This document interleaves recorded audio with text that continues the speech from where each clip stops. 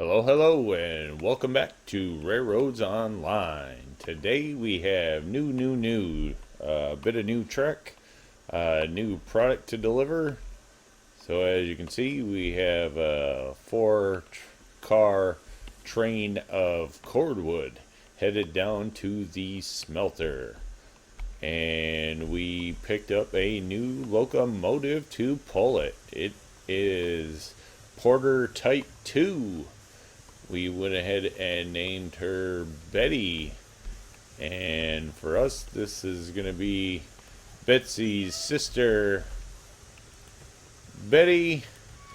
Betty has some options that Betsy does not. So I'll show those off quick. We have the light up front. We have the extra wood storage rack. Same classic controls, same whistle, same bell, but in the back we also have a fancy light. So night operations with Black Betty are possible. So there we go. Look at our new locomotive, new train, and we will see where we come out with this one on our way down to the smelter. Not the biggest train, a little bit of a downsize from the Cook Mogul, but I'm thinking this one's going to be easier to hop in and out of. And with the way that our drop-off is down there at the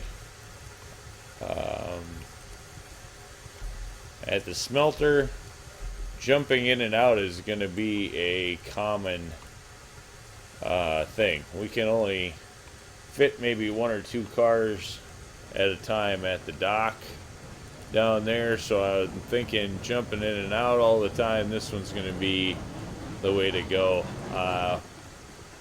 Depending on how big of a hassle that becomes down there, we may end up with a new locomotive to pull stuff down there and just turn Betty into a shunt yard specialist, delivering more stuff down to the smelter and letting Betty sort it out from there. We'll just have to see how it goes in the future. This was a plan to get us underway with Cordwood, and the Porter 2 was cheap, and like I say, easy to jump in and out of. So for now, that's going to be our plan, and we'll just kind of have to see how it goes in the future. If we need to haul more, figure it only holds 80 cordwood down there at the smelter, so probably should have done 5 cars so that we could get it half full and 2 trips would fill it up. But then again, we already have a pretty good pile of ore down there, and so I think that that's going to burn up most of our cordwood. You know, as fast as we can get it down there, we'll probably be burning it up. So not exactly sure what our usage on it's going to be like down there or anything else, because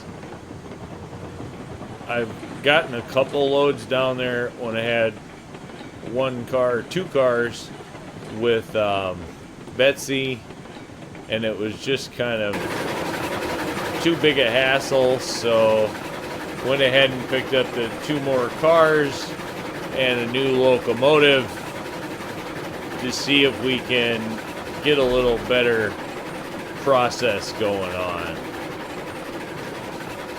This is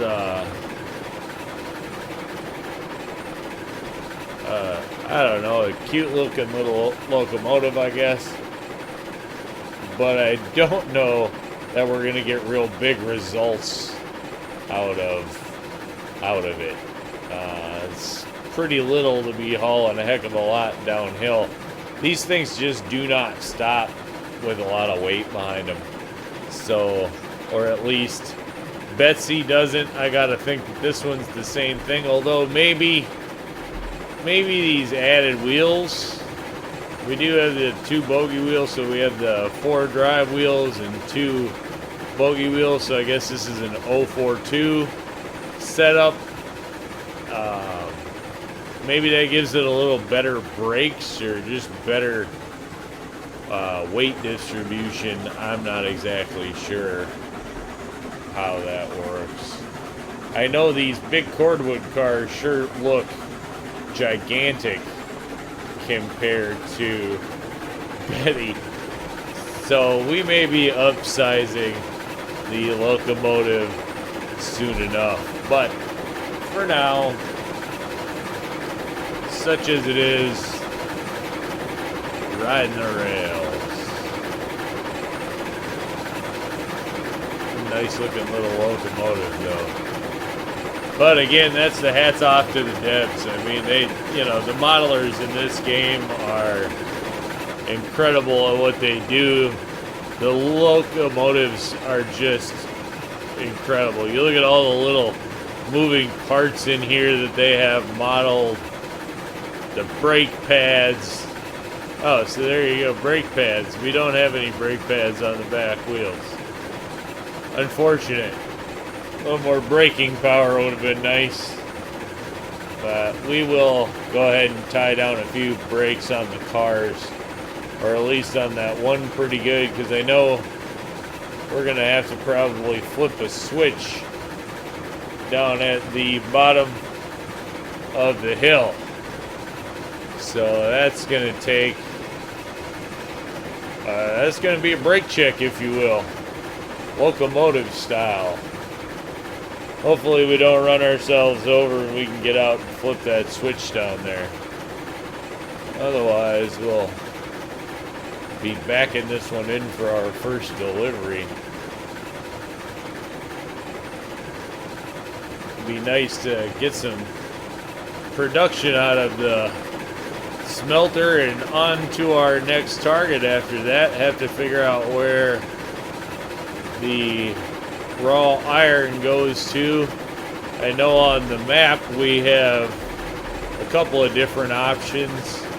So either the iron works maybe or the coal mine are kind of my thinking. One of the two. Ironworks probably needs coal, so I'm leaning towards coal being our next target, but kind of consolidating things on the railroad right now. So trying to pick up some rolling stock that fills in the needs that we have and situate some locomotives so that we can do things in a fairly efficient manner, or a little more efficient than running, 4-car trains. Of course, as I say that, we're running a 4-car train, but, again, this is the start of a product line, so we tend to take those a little slow and get going. Make sure that we have a working rail before we commit too much overhead in the money to make it. I mean, at the end of the day, it's all about making money back, so what you aren't getting a return for doesn't make any sense. And I learned from jumping on getting the Eureka pretty fast that I didn't really have good enough track to be running the Eureka, and had to straighten out a few things before it was really all that valuable to have it. Or it's just harder when you're derailing a tender and a locomotive versus just a single locomotive like this. So when it comes to trying out new rail, I like to stick to the singles. Let's see how our braking potential is here on the downhill, because we do have, it's not great. But it'd be nice if we could stop ourselves if we had to. Let's go ahead and... How far ahead is everything?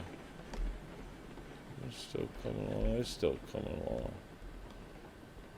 Oh, much quieter without the locomotive behind. But it might stop, and we don't need to stop it way up here though. So I guess we have some brakes, just not what I think are great brakes, because that sure wasn't stopping fast. So if we turn those off, do we roll?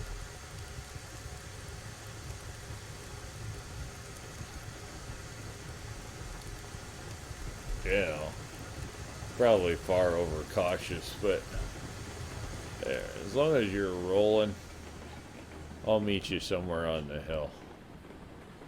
I just don't want you to stop. It'd be nice if you'd pick me up on the way, Betty.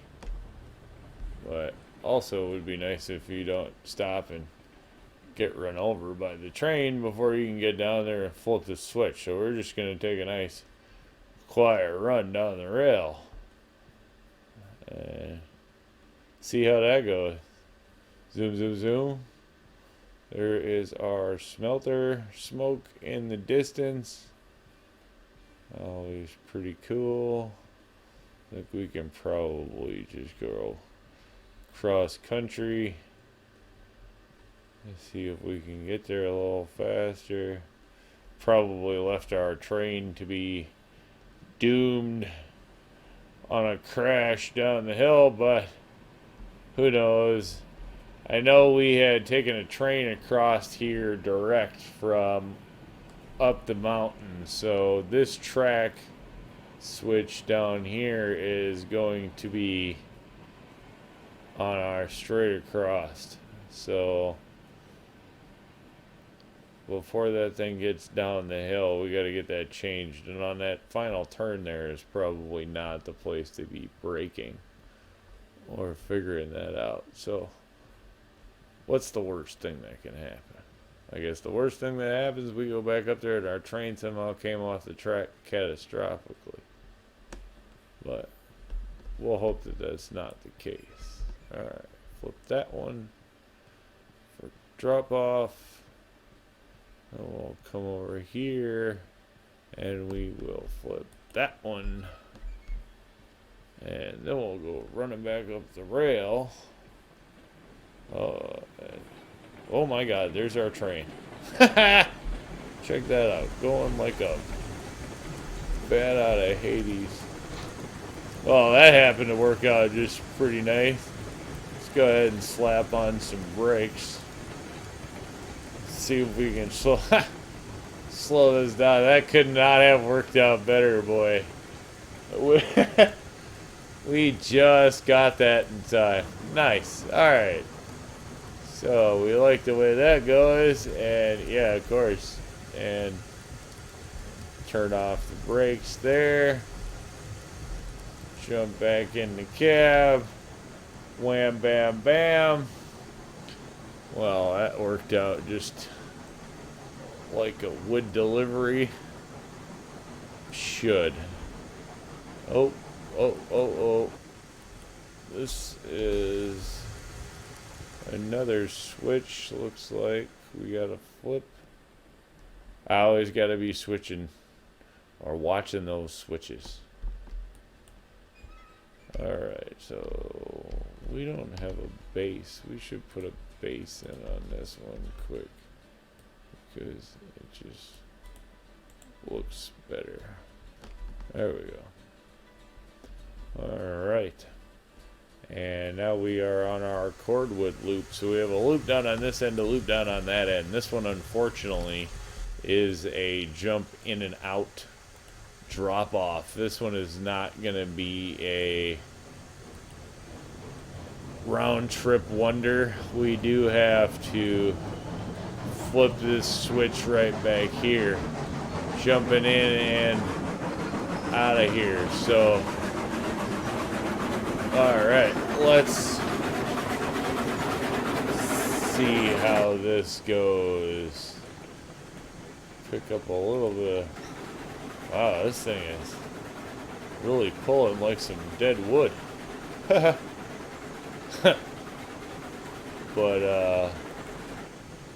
yeah, it's pretty heavy for this, actually.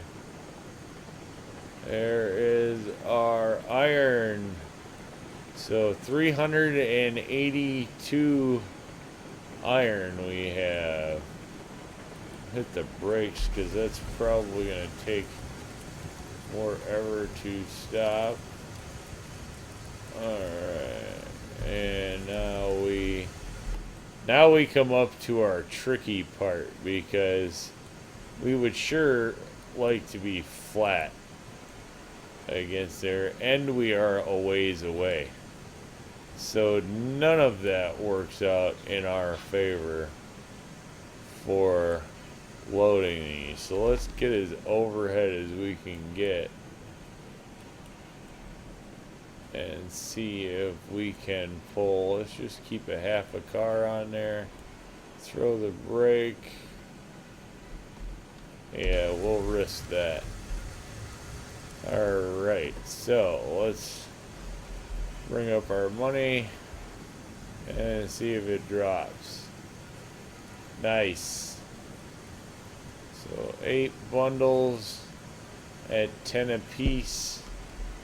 Only $80 a car, huh? Oofa. Alright, so we can drop 2 at a time. This one we are not going to try to drop because it's just going to pile up on the ground. And we're not going to waste it. So that's going to eat up our cordwood now that we have iron down here.